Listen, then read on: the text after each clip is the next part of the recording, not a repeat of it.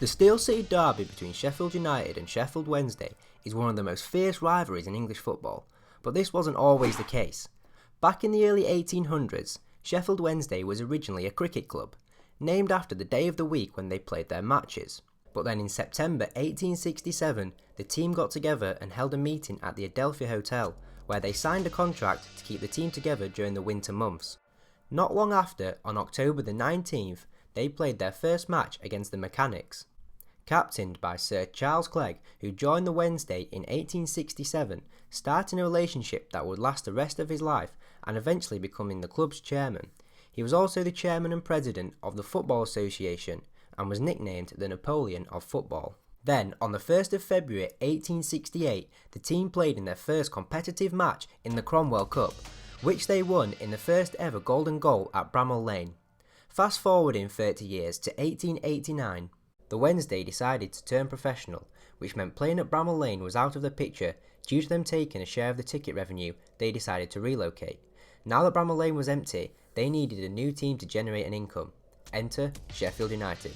With the creation of Sheffield United, it sparked a century-long feud that would see lots of highly competitive matches and create a massive passionate fan base for both clubs.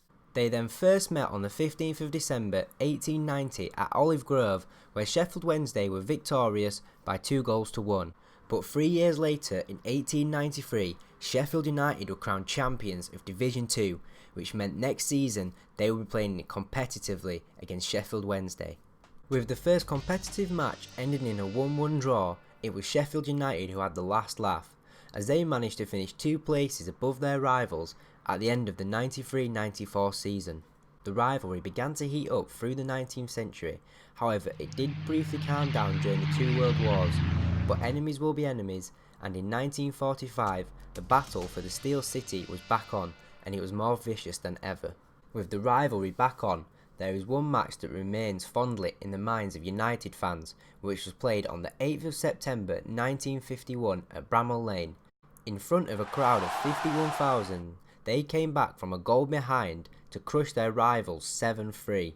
But 28 years later, in 1979, Sheffield Wednesday would inflict their revenge by humiliating top of the table Sheffield United 4-0 on Boxing Day at Hillsborough, with goals from Terry Curran, Ian Mellor, Mark Smith and Jeff King in front of 49,309 spectators, which was a record attendance for a Division 3 game. The teams have met for a total of 127 times, with Sheffield United just edging the amount of wins by 3. It has been a very close fought rivalry.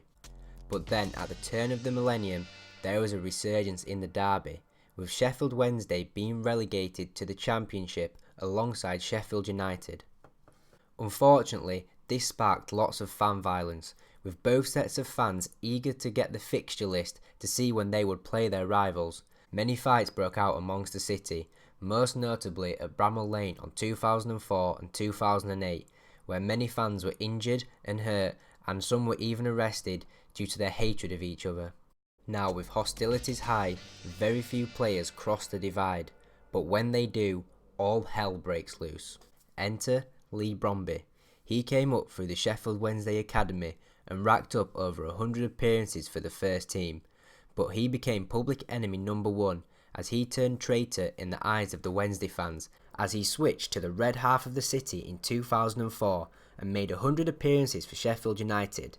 Then, under the guidance of Neil Warnock, helped Sheffield United win promotion, which only rubbed salt in the wounds of the Wednesday's faithful. But then, on the 15th of July 2011, both teams held a joint conference called Supporting Sheffield, in which they announced a joint shirt sponsorship deal with 2 local-based Sheffield companies, which helped patch up previous problems. But with such a rich history and so much passion between the players, not to mention the 2 massive fan bases that this derby has created, this is definitely not the end, and all that is left to ask is what will happen next.